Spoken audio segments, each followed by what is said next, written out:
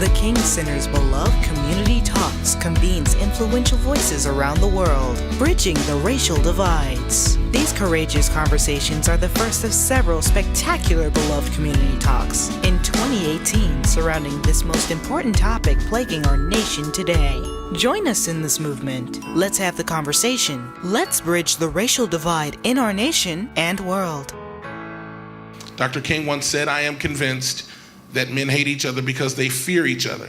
And this is something that we heard earlier. They fear each other because they don't know each other. And they don't know each other because they don't communicate with each other. And they don't communicate with each other because they are separated from each other. It has also long been observed that Sunday morning is the most segregated time in America. As pastors, what can we do to end this day of segregation and separation and truly get to know one another? So, just to add some historical perspective, I think it's important to observe that there was a time when churches were fairly integrated in America. During the 18th, probably the early 18th century, prior to the independent black church movement, black people and white people did worship together in the same churches, but they worshiped in a segregated setting. Even communion was segregated. So when we say the black church, I think it's important that we realize that we've never been anything racially exclusive by that. We're talking about the anti-slavery church. Because in Christianity in America, the slave owners, the Christian slave owners, if there's ever been an oxymoron, a Christian slavocracy had to figure out how to justify slavery. A fallacious understanding of the faith that separated bodies from souls. That said that we will save your soul, but that doesn't have anything to do with your body. It doesn't have anything to do with your social location.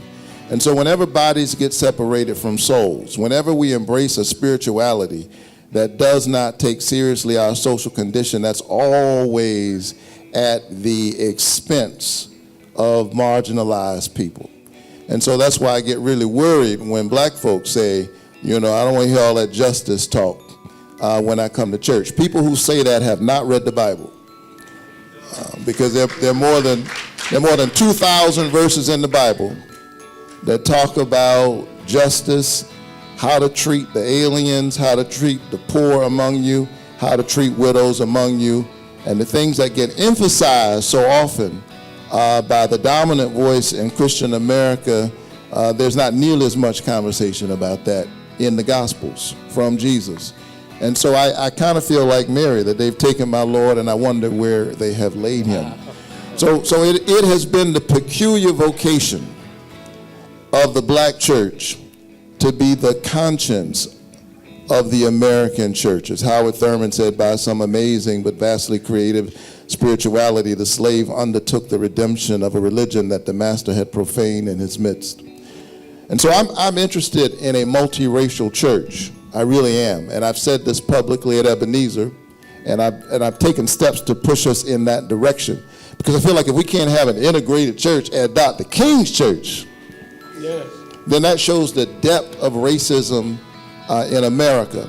But Reverend, I'm not just interested in us sort of being in the same building, because we had that before. But I'm interested in a justice-centered church. A church that takes seriously the agenda that Jesus laid out, which is good news to the poor, opening the eyes of the blind.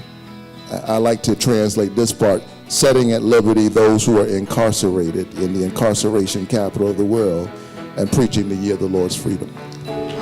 Thank you for watching this segment of Beloved Community Talks. For information on how you can join us in bridging the racial divide by hosting your own courageous conversation, please visit us on the web at belovedcommunitytalks.org. We hope that you were inspired and will continue to take action with us to expand the Beloved Community movement against racism through nonviolent methods around the globe. Together, we will bridge the racial divide and fulfill Dr. King's dream of building the beloved community.